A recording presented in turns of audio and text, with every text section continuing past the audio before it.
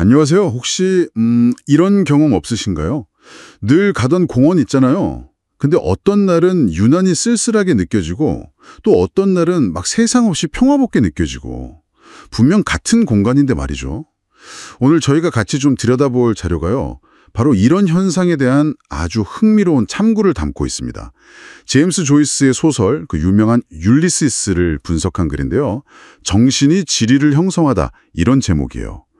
처음에는 뭐랄까 역시 특정 장소가 사람 기분에 영향을 주는구나 하는 어찌 보면 좀 당연해 보이는 관찰에서 시작해요.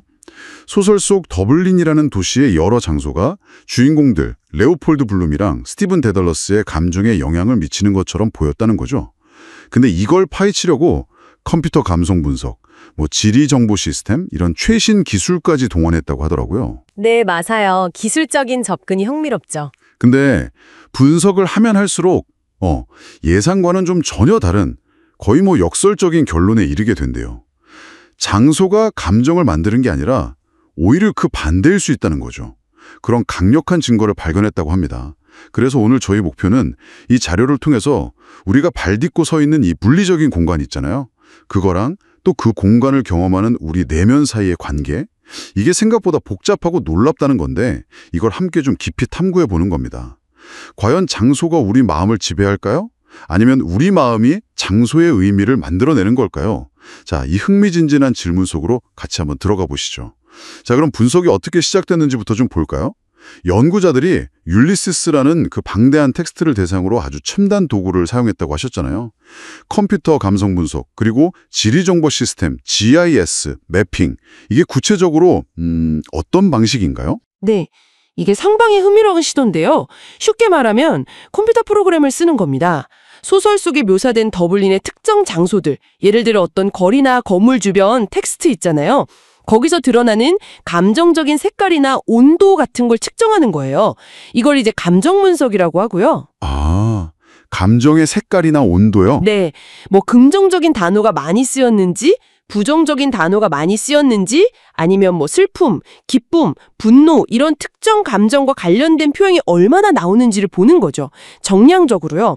그리고 지리정보 시스템 GIS는 이렇게 분석된 감정 데이터를 소설 속 더블린 지도 위에 시각적으로 표시하는 데 사용된 거고요. 아하. 마치 그 도시 위에 감정의 지도를 이렇게 덧그리는 것과 비슷하다고 보시면 됩니다. 아, 그럼 특정 장소 설명 주변에 좀 슬픈 단어가 많으면 그 장소는 슬픔 이렇게 표시되고 즐거운 단어가 많으면 기쁨 이렇게 표시되는 식의 지도를 만들었다 이런 거군요. 네, 그런 개념이죠. 그래서 초기 결과는 어땠어요? 정말 예상대로 특정 장소랑 특정 감정이 딱딱 맞아떨어지는 것처럼 보였나요? 네, 초기 분석 결과는 어느 정도는 그런 경향성을 보여줬습니다. 예를 들면 공동묘지 같은 장소 묘사 주변에서는 아무래도 좀 비탄이나 우울함 관련 단어가 많이 나왔을 수 있고요. 그렇죠. 반대로 사람들이 막 붐비는 시장이나 거리에서는 활기, 흥분 이런 표현들이 더 자주 나타났을 수 있죠. 이런 초기 결과만 보면 역시 장소마다 고유한 분위기나 감정적 힘이 있구나. 그게 인물 감정에 영향을 주는구나. 이렇게 우리가 흔히 생각하는 거랑 좀 비슷하게 보였을 겁니다. 네네. 특정 장소와 특정 감정 사이에 어떤 통계적인 상관관계가 관찰된 거죠. 그렇죠. 딱 이 장소는 왠지 우울해. 저 거리는 활기차. 이런 식으로요. 근데 말씀하신 것처럼 여기서 이야기가 끝나지 않았다는 거잖아요.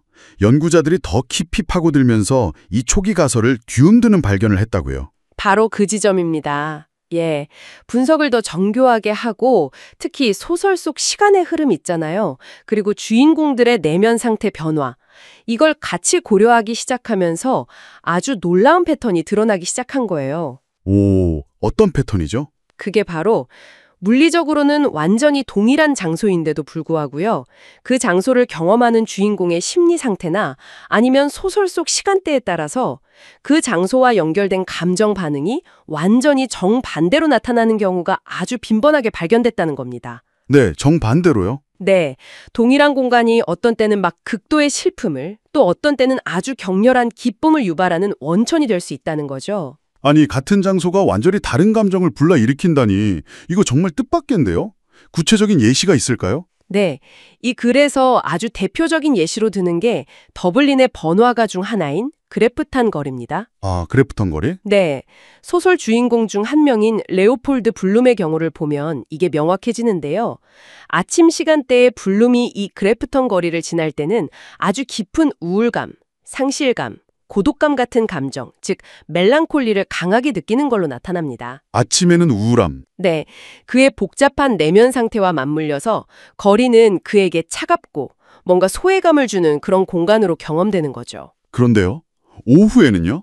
그런데 놀랍게도 오후가 돼서 블룸이 다시 이 그래프턴 거리를 찾았을 때는 상황이 180도 달라져요. 똑같은 거리인데 이번에는 그에게 뭔가 예기치 못한 반가운 만남이라던가 아니면 어떤 깨달음 같은 것과 연결되면서 거의 뭐 도취적인 수준의 기쁨과 환희, 유포릭 레코그니션이라고 하는데 그런 걸 느끼게 하는 공간으로 확 변모합니다. 같은 거리가요? 네, 물리적으로는 거리가 변한 게 아무것도 없어요. 건물도 그대로, 길도 그대로인데 블룸이 거기서 느끼는 감정은 아침의 그 깊은 우울에서 오후의 강렬한 희열로 극적인 반전을 보이는 거죠. 와, 이 그래프탄 거리 예시가 정말 이 연구의 핵심을 딱 보여주는 것 같네요. 맞습니다. 이게 단순히 블룸의 기분이 그냥 오락가락했다. 이런 차원의 이야기가 아니에요. 이 현상은 오랫동안 많은 분야에서 받아들여졌던 지리적 결정론이라는 관점의 정면으로 도전하는 아주 강력한 증거가 됩니다. 지리적 결정론이요? 그게 조금 더 쉽게 설명해 주실 수 있을까요? 네, 지리적 결정론은 쉽게 말해서 환경이 인간을 결정한다는 생각입니다. 아, 환경이 인간을... 네, 예를 들어서 날씨가 궂으면 사람 기분도 우울해진다거나 아니면 삭막한 도시 환경이 인간성을 파괴한다는 식의 주장들이 다 여기에 해당하죠. 네네. 즉, 외부 환경, 특히 지리적 환경이 우리의 감정이나 생각, 행동을 아주 강력하게 규정한다는 관점이에요. 그런데 블룸이랑 그래프탄 거리 사례는 그걸 부정하는 거군요. 그렇죠. 동일한 환경, 즉 그래프탄 거리인데 완전히 상반된 감정 반응을 유발했으니까요. 그렇다면 뭐가 이런 차이를 만드는 걸까요? 연구자들이 주목한 건 바로 장소가 아니었어요.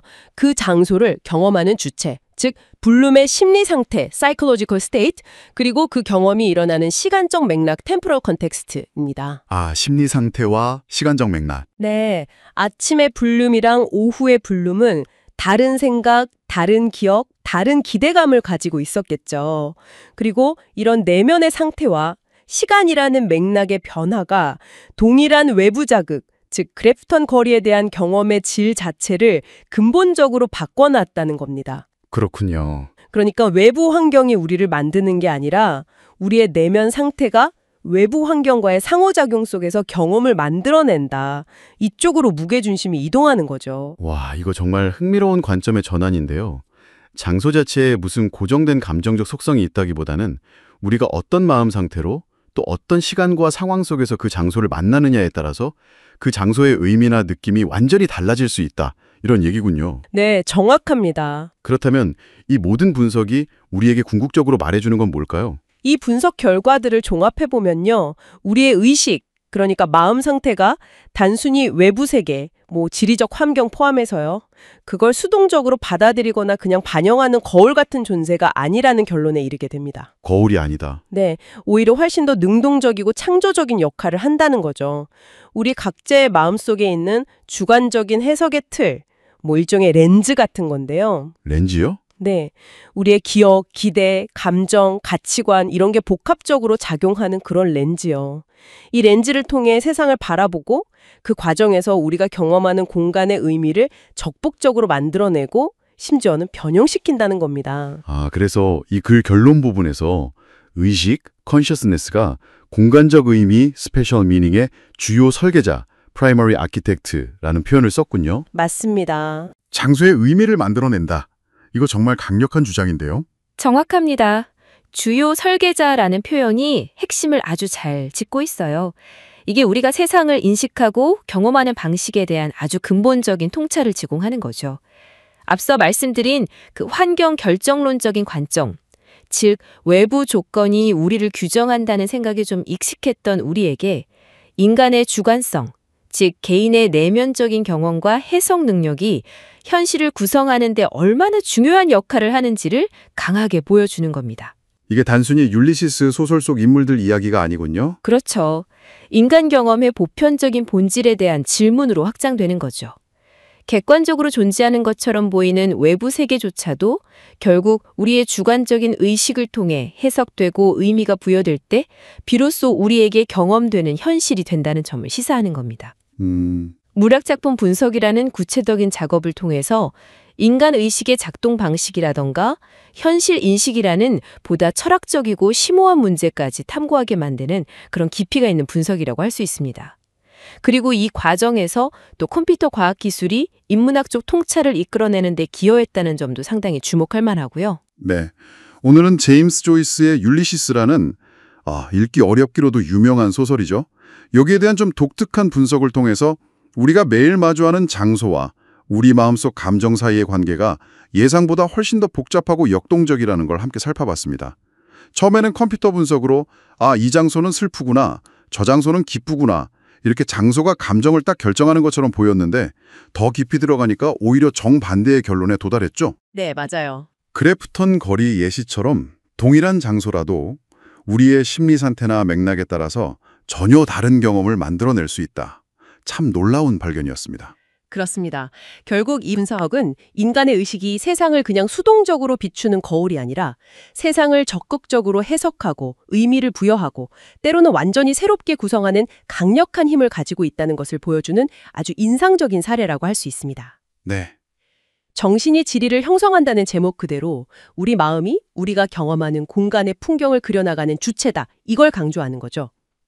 난해한 문학 텍스트에 대한 정교한 분석이 이처럼 인간 경험의 근본적인 측면에 대한 보편적인 통찰로 이어질 수 있다는 점, 그리고 그 과정에서 기술과 인문학이 아주 흥미롭게 만났다는 점이 특히 기억에 남습니다. 자, 오늘 저희 이야기를 들으시면서 혹시 머릿속에 딱 떠오르는 특별한 장소, 그런 거 있으신가요? 아주 익숙한 동네길일 수도 있고 즐거운 추억이 담긴 여행지일 수도 있겠네요. 아니면 매일 출근하는 사무실 공간은 어떠세요? 그 장소에 대해서 평소 느끼는 감정은 어떤가요? 그런데 혹시 당신의 기분이 유난히 좋았던 날이나 아니면 반대로 몹시 힘들었던 날, 그 장소가 평소와는 좀 다르게 느껴졌던 순간은 없었는지 한번 떠올려 보세요. 그쵸. 그런 경험들이 있죠. 함께 있는 사람이 누구인지에 따라서 혹은 아침인지 늦은 밤인지에 따라서 그 장소의 분위기가 완전히 달라졌던 경험은요. 가만히 한번 생각해 보세요. 그때 변한 것은 과연 그 장소 자체였을까요? 아니면 그 장소를 마주하고 해석하는 당신의 마음, 당신의 경험이 변한 걸까요? 오늘 저희가 나눈 이야기처럼 어쩌면 당신의 의식이 매 순간 그 장소에 새로운 의미를 부여하고 당신만의 감정 지도를 그리고 있는 것은 아닐까요? 네, 흥미로운 질문이네요. 당신이 경험하는 세상은 외부 현실과 당신의 내면이 함께 만들어가는 합작품일지도 모릅니다. 이 질문을 스스로에게 던져보시는 것만으로도 세상을 조금 더 풍성하게 경험하는 계기가 될 수 있을 겁니다. 오늘 함께해 주셔서 감사합니다.